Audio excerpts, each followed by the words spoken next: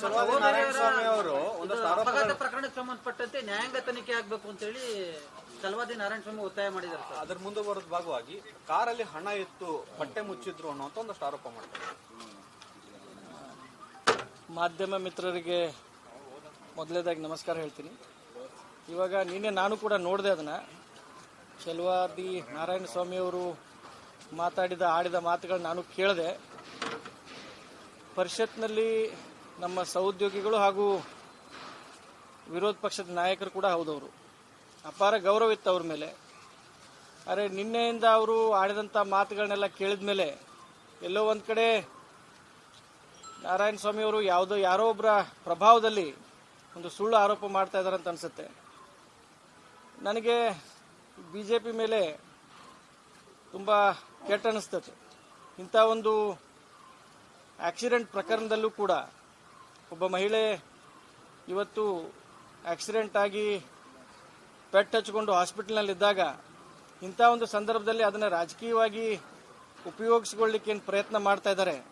ಇಂಥ ಒಂದು ಕೆಟ್ಟ ಪರಿಸ್ಥಿತಿಗೆ BJPಗೆ ಬಾರಬಾರ್ದಾಗಿತ್ತು. ಅವರು ತಮ್ಮ ಒಂದು ಆಂತರಿಕ ಏನು ಕಚ್ಚಾಟ ಇದೆ BJPದಲ್ಲಿ, ಅದನ್ನು ಮುಚ್ಚಲಿಕ್ಕೆ ಮಾಧ್ಯಮದ ಮುಂದೆ ಯಾವುದಾದ್ರೂ ಒಂದು ಬೇರೆ ಚರ್ಚೆ ಆಗಲಿ ಅಂತ ಈ ರೀತಿ ಹೊಸದಾಗಿ ಏನೋ ಒಂದು ವಿಷಯಗಳನ್ನ ಹುಡುಕಿ ಮಾತಾಡ್ತಾ ಇದ್ದಾರೆ.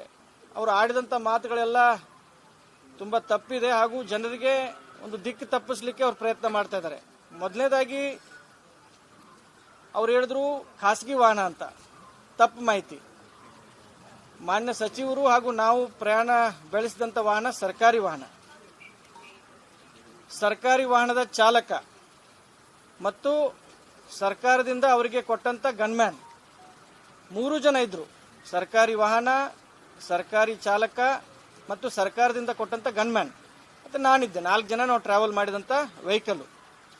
ಮತ್ತು ನಾವು ತಡರಾತ್ರಿ ಆಗಿದ್ದರಿಂದ 11 ಗಂಟೆಗೆ ನಾವು ಏನು ಬೆಳಗ್ಗೆ ಸಂಕ್ರಾಂತಿಯ ಪೂಜೆ ನಾವು ಮನೆಯವ್ರ ಜೊತೆ ಅಟೆಂಡ್ ಮಾಡಬೇಕು, ದೇವಸ್ಥಾನಕ್ಕೆ ಹೋಗ್ಬೇಕಂತ ಒಂದು ಕಾರ್ಯಕ್ರಮ ಆಗಿದ್ದರಿಂದ ಇನ್ನು 11 ಗಂಟೆಗೆ ಎಸ್ಕಾಟ್ಗೆ ಹೇಳೋದು ಬೇಡ, 11 ಗಂಟೆ ಲೇಟ್ ಆಗಿದೆ, ನಾವು ಮನೆಗೆ ಪ್ರಯಾಣ ಮಾಡೋಣ ಅಂತ ಬಿಟ್ಟಿದ್ದು. ಅದನ್ನು ಈ ರೀತಿ ಬೇರೆ ಬೇರೆ ರೀತಿಯಿಂದ ಅವ್ರು ಏನು ಹೇಳ್ತಾ ಇದ್ದಾರೆ ಸತ್ಯಕ್ಕೆ ದೂರವಾದದ್ದು. ಇಂಥ ಒಂದು ತಪ್ಪು ಮಾತುಗಳನ್ನು ಆಡಿದ್ದು ನಾರಾಯಣ ಸ್ವಾಮಿ ಅವರಿಗೆ ಶೋಭೆ ತರುವುದಿಲ್ಲ, BJPಗೆ ಶೋಭೆ ತರುವುದಿಲ್ಲ. ಮತ್ತು ತತ್ಕ್ಷಣ ಇಂಥ